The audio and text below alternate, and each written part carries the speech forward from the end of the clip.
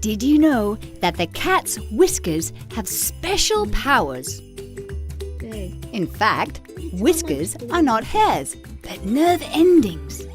And with these, they detect many different things. They're almost like a radar. Cats use them as well as their smell and sight to identify smells or to calculate the exact location of an object or prey. Such as this poor mouse.